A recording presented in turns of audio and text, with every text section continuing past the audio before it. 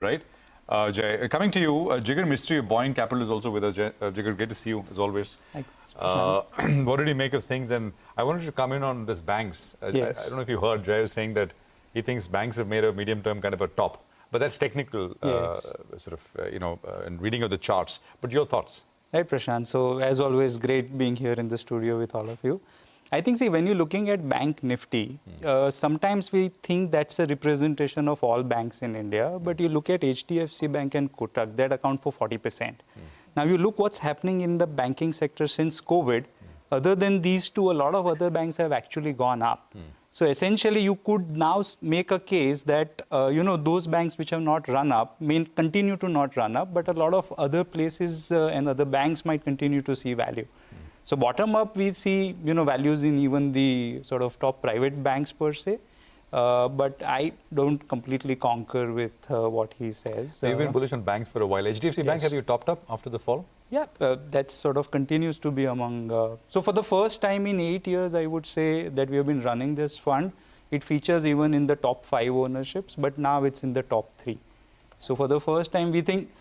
Look at sort of, at 1450 odd levels, 100 rupee EPS, 200 rupees sort of, subsidiary valuations. You then think that, oh, this is the ownership issue, this is what they communicated versus what it is. But you go back, say, 2017, ICICI was in a very similar space. 2018, SBI was in a very similar space. So as we spoke last time around, it's one step away from being a meme stock. We might be getting into that zone very soon. Any other bottom-up ideas in the last, 1 or 2 weeks or recent? No, I think, see, what we are approaching increasingly is that small and mid-cap space in general, given the flows, given the low free float, is getting very, very difficult to pick and choose, right? So sort of the way we have positioned the fund is get a lot more into larger caps. Banks within that is the clear winner. But pharmaceuticals is interesting. Some bottom-up ideas are interesting as well. But that is where we are. Pharma, financials. Pharma, financials, some small and mid caps.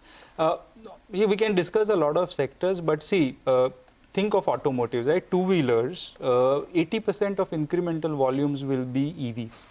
Now, the market, those stocks have gone up 100%. The market seems to be believing that that's equally profitable as the ICE, which is virtually impossible to happen.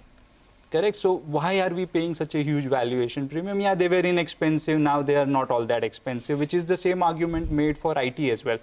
Right? That sector has had the worst performance in the current quarter results. We are hiring the lowest number of freshers into that sector. Captives are hiring more than the third-party products. So increasingly, it's not expensive, it's not cheap, but there is no growth. So let's go ahead and buy that at least. So my sense is you're not too optimistic on IT because frankly, when the reason after the Q3 numbers with pedestrian commentary, pedestrian performance, but the stocks got, the stocks were rallying as if, wow, there's a breakthrough. So yeah, so I think it's very similar to a lot of, back in the sell side days, a lot of my IT sort of colleagues used to tell me, ADR is up, so results must be good. No, since you're talking about a sell side days, then you should track the metals sector very closely. What's it? I mean, some of those numbers are looking very good. The stocks but are not moving too much up because they seem to be factoring in that in. Do you think ferrous and non-ferrous is looking good from here? Or would you say, Nigel, there are plenty better opportunities? Now I'm not on the sell side where I have to put out a note. I rather avoid it. Right, Nigel. So there is a reason why I'm no longer in the sell.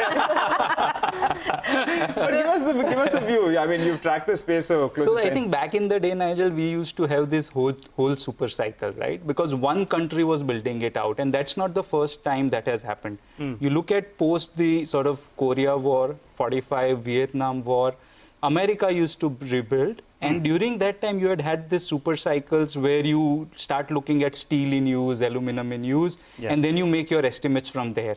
The way China growth was different from the other parts was that, let's take aluminum, right? With no bauxite, no alumina, no coal to make power that you can smelt it into aluminum, you become the largest exporter of aluminum.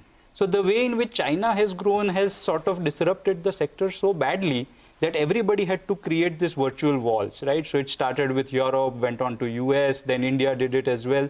So now you're just playing off for those 20-25%. You don't really have years when, say, iron ore is up 100% each year for 3 years in a row. So that we're not getting those long cycles. I think we're just a minute away from close. Jay, very quickly, before we hit the bell.